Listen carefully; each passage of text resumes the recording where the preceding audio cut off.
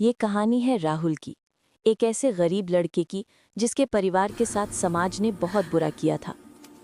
ये उस माँ के संघर्ष की गाथा है जिसने अपने बेटे को जमीन से उठाकर आसमान का अधिकारी बना दिया।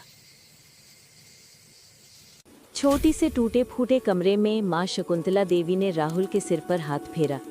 गरीबी तो थी, पर माँ की आंखों में अटूट विश्वास था। बेटा, माँ ने कहा, लोगों की बातों पर ध्यान मत दो। तुम्हारे पिताजी सच्चे और ईमानदार थे। तुम पढ़ो, बहुत पढ़ो। तुम्हारी कलम में वो ताकत है जिससे तुम इस शहर में मेरा नाम रोशन करोगे। राहुल ने दृढ़ता से कहा, हाँ माँ, मैं पढ़ूंगा। मैं बहुत बड़ा आदमी बनूंगा और इस समाज को दिखाऊंगा कि हम गरीब हैं पर चोर नहीं। लेकिन समाज का रवैया नहीं बदला। स्कूल से लौटते राहुल को देखकर लोग कानाफूसी करते, ये उसी कर्जदार का बेटा है, इसे यहाँ से भगाओ। अपमान के ये शब्द तीखे बाण की तरह राहुल के कोमल मन को छलनी कर रहे थे। एक दिन मोहल्ले के एक आदमी ने अकड़कर माँ से कहा, तुम्हारा बेटा क्या करेगा? ज्यादा से ज्यादा मजदूर बनेगा, अपनी औकात में रहो। माँ शकुंतला देवी की आंखों में उस दिन प्रतिशोध की अग्नि थी। उन्होंने कहा, याद रखना, मेरा राहुल एक दिन इस शहर की सबसे बड़ी कुर्सी पर बैठेगा और तब यही समाज उसके नाम का गुणगान करेगा। ये अपमान, ये वचन राहुल के लिए सबसे बड़ी प्रेरणा बन गया। समय तेजी से बीता। राहुल अब 18 साल का हो चुका था। दिन में कॉलेज और रात में एक छोटी सी चाय की दुकान पर काम। उसके कॉलेज के दोस्त पूछते, राहुल, तुम इतनी मेहनत करते हो, पढ़ाई कब करते हो? राहुल का जवाब था, हर पल पढ़ाई है दोस्त। दिन में किताबों से, रात में जिंदगी से सीखता हूँ। मुझे आईएएस अधिकारी बनना है ताकि कोई हमारी तरह मजबूरी में किसी की गुलामी ना करे।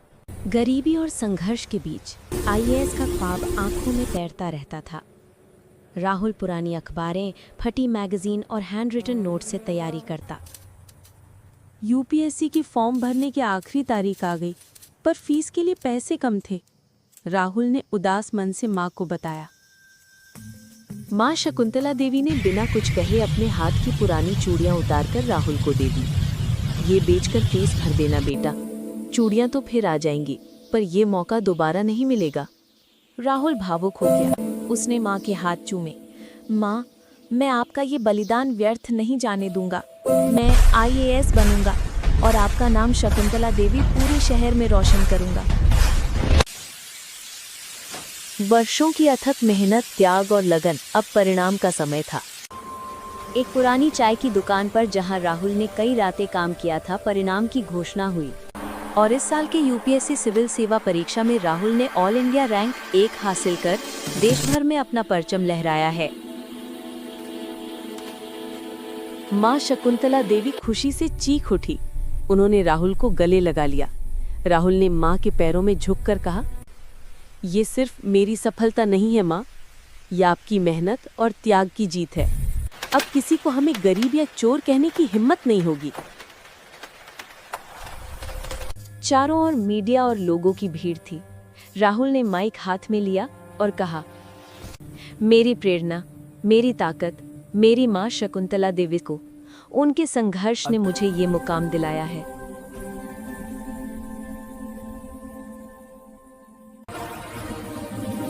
समय बदला। राहुल अब एक आईएएस अधिकारी था। बड़े बड़े फैसले लेने की शक्ति उसके हाथों में थी। अपने पहले बड़े प्रोजेक्ट के लिए उसने एक फाइल पर हस्ताक्षर करते हुए कहा, उस बस्ती में जहां मैं रहता था आज भी पीने का साफ पानी नहीं है। मैं चाहता हूं कि उस बस्ती के लिए मेरे नाम से नहीं बल्कि मेरी माँ के नाम से एक बड़ी पानी की योजना शुरू की जाए। इसका नाम होगा शकुंतला जल योजना।